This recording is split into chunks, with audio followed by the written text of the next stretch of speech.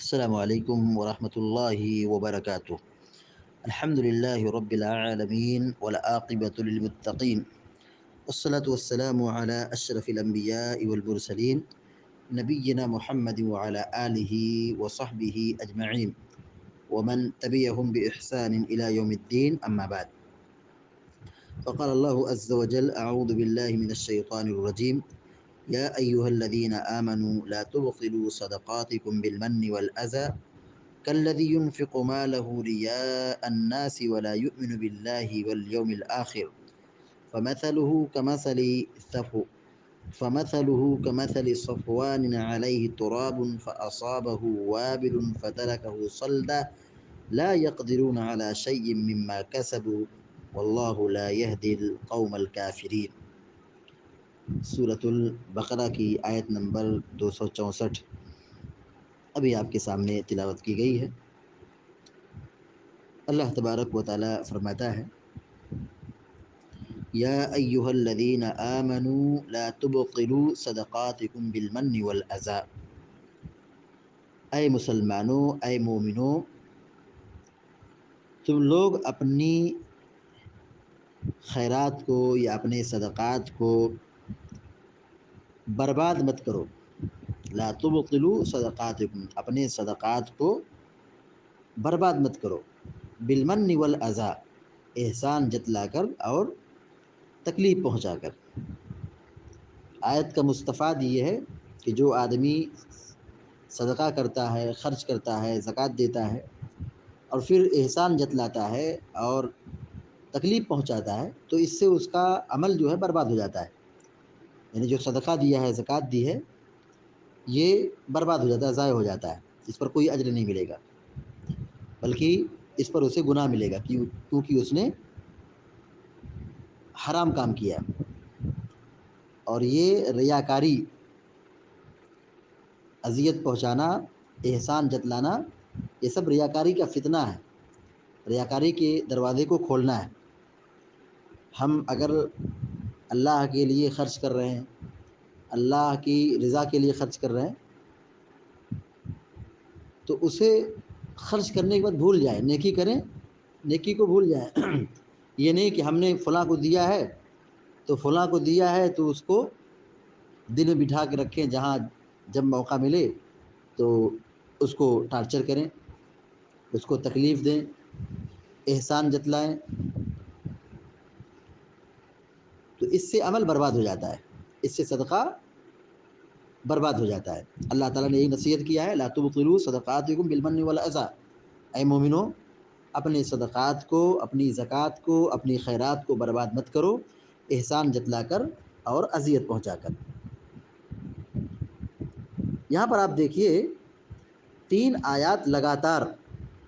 آیتیں لگاتار ابھی گزری ہیں جن میں اذیت پہنچانے اور احسان جتلانے کی تباہ کاریوں کو ذکر کیا گیا ہے، اس سے منع کیا گیا ہے۔ عمل وہی قبول ہوتا ہے جو اخلاص کی بنیاد پر کیا جائے، عمل وہی قبول ہوتا ہے جو اللہ کے لیے کیا جائے۔ اگر آدمی ریاکاری کے لیے کر رہا ہے، دکھلاوے کے لیے خرچ کر رہا ہے، پھر احسان جتلا رہا ہے، خرچ کر رہا ہے، اذیت پہنچا رہا ہے، تو اس سے ثواب نہیں ملے گا، عمل برباد ہو جاتا ہے۔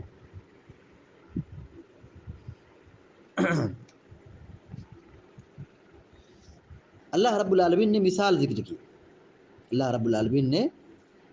ذکر کی، کہا: کالذی ينفق مالہ رئاء الناس ولا یؤمن باللہ والیوم الآخر، کہا جس طرح وہ شخص جو اپنے مال کو لوگوں کو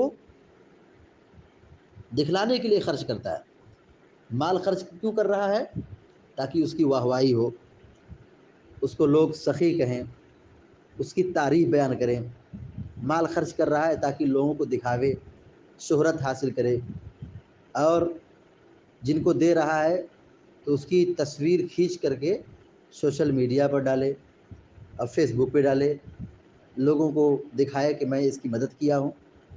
تو جو لوگ اپنے مال کو دکھلاوے کے لیے خرچ کرتے ہیں، کالذی ينفق مالہ رئاء الناس، کہا جو لوگ جس طرح وہ شخص جو اپنا مال لوگوں کو دکھلانے کے لیے خرچ کرتا ہے، ولا یؤمن باللہ والیوم الآخر، نہ وہ اللہ پر ایمان رکھتا ہے اور نہ آخرت کے دن پر ایمان رکھتا ہے۔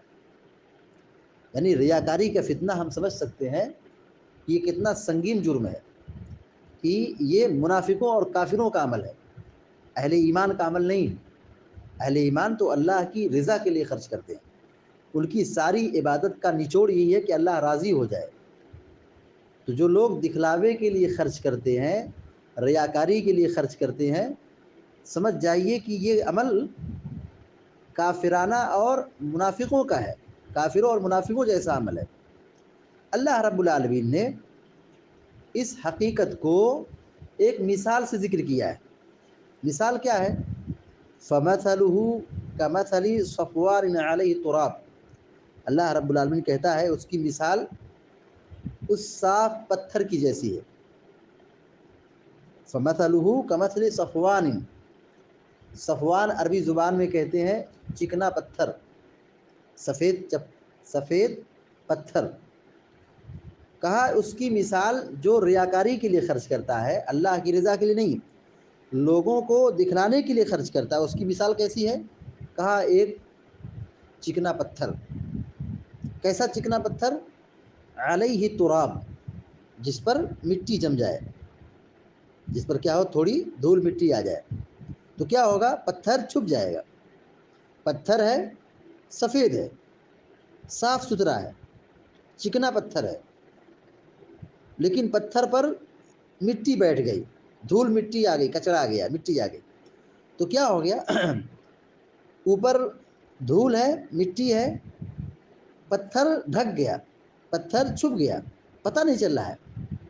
فَأَصَابَهُ وَابِلٌ، اللہ تعالیٰ فرماتا ہے فَأَصَابَهُ وَابِلٌ، تو اس پر زوردار بارش ہوئی۔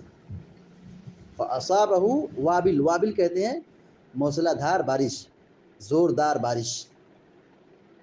اس پر زوردار بارش پہنچی، پانی گرا اس پر، تو ظاہر ہے مٹی معمولی ہے، دھول مٹی ہلکی ہے، پانی گرے گا تو وہ پانی کے بہاؤ سے، پانی کے گرنے سے دھول مٹی سب صاف ہو جائے گا، دھول مٹی سب صاف ہو جائے گی۔ فَأَصَابَهُ وَابِلٌ فَتَرَكَهُ صَلْدًا، فَتَرَكَهُ صَلْدًا، تو وہ اسے بالکل صاف اور سخت چھوڑ دے، پتھر چھوڑ دے۔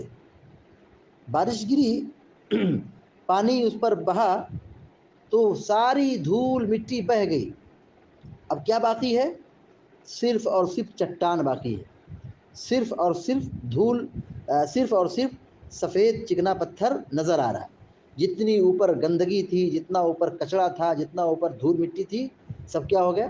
ختم ہو گیا۔ لوگ کیا سمجھتے ہیں؟ دیکھو مٹی پر، دھول پر بارش ہوئی ہے، اب یہاں سے پودا اگے گا، ہریالی اگے گی، کھیتیاں لہلائیں گی، لیکن حقیقت میں اندر کیا ہے؟ پتھر ہے۔ اب جب خالص پتھر ہے تو اس پر جتنا بھی بارش، اس پر جتنی بھی بارش ہو، جتنا بھی پانی گرے، وہ پانی اس پر نفع بخش نہیں ہوگا، اس پر ہریالی نہیں اگے گی،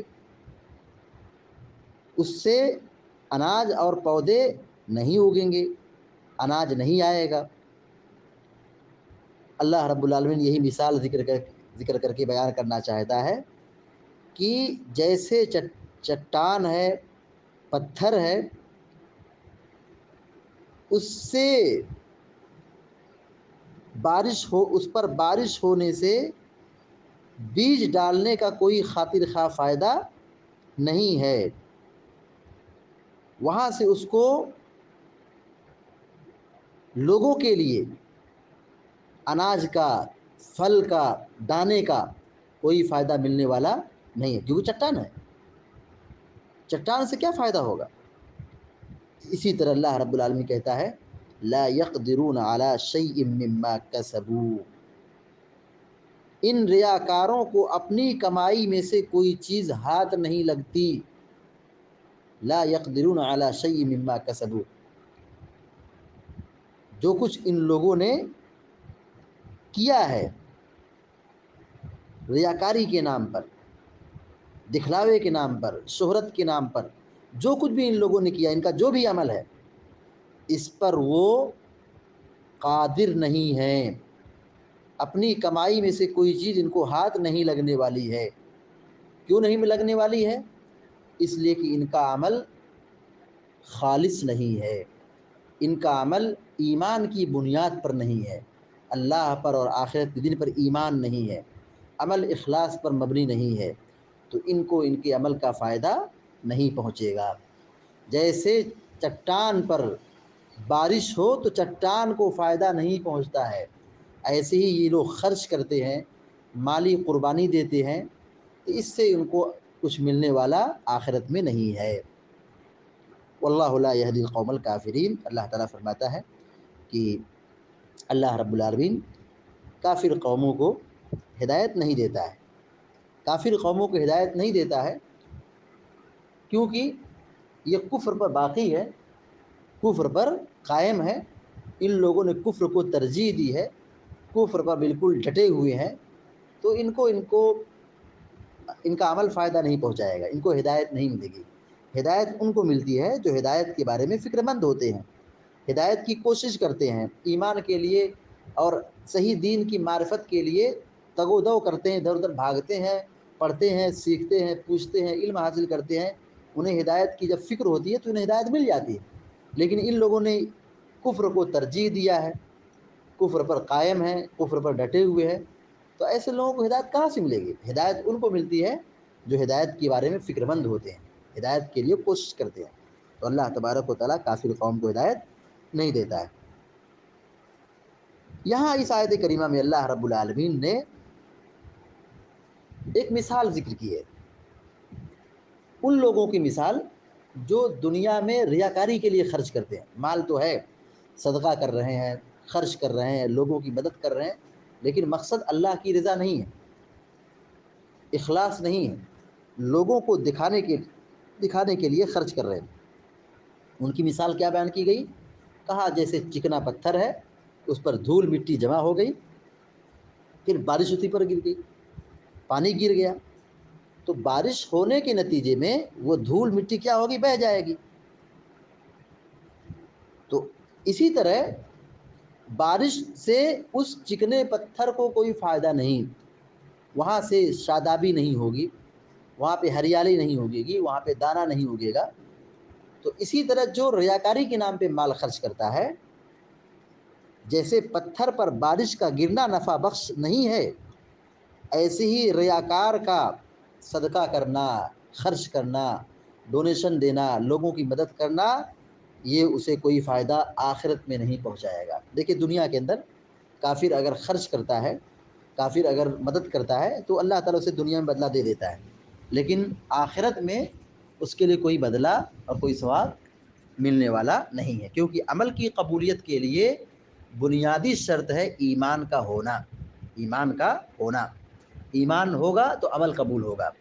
اور دوسری جو شرط ہے وہ یہ ہے کہ اخلاص، یعنی وہ کام اللہ کے لیے کیا جائے، اللہ کی رضا کے لیے کیا جائے، تو اللہ تعالیٰ ایسے عمل کو قبول کرتا ہے۔ ایمان اور اخلاص یہ اساسی بنیادی شرط ہے عمل کی قبولیت کے لیے۔ دیکھیے ریاکاری کے نام پر آدمی جو بھی کر لے، ریاکاری کے نام پر جو بھی خرچ کر لے، جو بھی قربانی دے لے، اللہ تعالیٰ کے ہاں قبول نہیں ہوگا۔ اللہ کے نبی علیہ الصلوۃ والسلام فرماتے ہیں، مجھے اپنی امت پر جس بات کا سب سے زیادہ خوف ہے وہ ہے شرک اصغر کے بارے میں۔ پوچھا گیا شرک اصغر کیا ہے؟ آپ نے کہا شرک اصغر ریا ہے، یعنی آدمی اللہ کو چھوڑ کر مخلوق کو خوش رکھنے کے لیے کام کرے، اللہ کو راضی کرنے کے لیے نہیں کام کر رہا ہے، مخلوق کو خوش رکھنے کے لیے دنیا چاہتا ہے، شہرت چاہتا ہے، نام کمانا چاہتا ہے۔ تو اللہ تبارک و تعالیٰ ایسے لوگوں کے تعلق سے قیامت دن کہے گا، جاؤ جاؤ جاؤ، دنیا میں تم جن کے لیے مرتے تھے، جن کے لیے کرتے تھے، جن کے لیے تم مال خرچ کرتے تھے، جن کو خوش رکھنے کے لیے تم یہ کام کرتے تھے، جاؤ ان سے بدلہ لے لو، یہاں تمہارا کوئی بدلہ نہیں ملے گا، یہاں تمہارے لیے کوئی بدلہ نہیں ہے، تم جاؤ ان سے بدلہ لے لو اگر وہ دیتے بدلہ تو۔ قیامت کے دن سب سے پہلے جہنم کی آگ ان 3 لوگوں سے بھڑکائی جائے گی جو ریاکار تھے. جو کیا تھے؟ ریاکار تھے. تو ریاکاری اتنا خطرناک گناہ ہے کہ آدمی نیک کام کرتا ہے لیکن یہ اس کے لیے کیا بن جاتا ہے؟ وبال جان بن جاتا ہے. نیکی برائی بن جاتی ہے, نیکی گناہ بن جاتی ہے.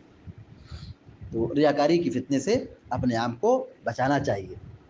مال اللہ تعالیٰ کی دی ہوئی نعمت ہے, تو مال کے ملنے پر شکر بجا لانا چاہیے. چونکہ یہاں پہ صدقے کا ذکر ہے, لا تبطلوا صدقاتکم بالمن والاذی, اپنے صدقات کو, اپنی خیرات کو, اپنی زکوٰۃ کو, اپنے صدقات کو ضائع و برباد مت کرو. یا مالی عبادت کا خاص طور سے ذکر کیا گیا ہے. تو اللہ رب العالمین نے مال دیا ہے, تو مال یہ اللہ تعالیٰ کی نعمت ہے, اس کا صحیح استعمال کرنا چاہیے, شکر بجا لانا چاہیے, مال کا حق ادا کرنا چاہیے.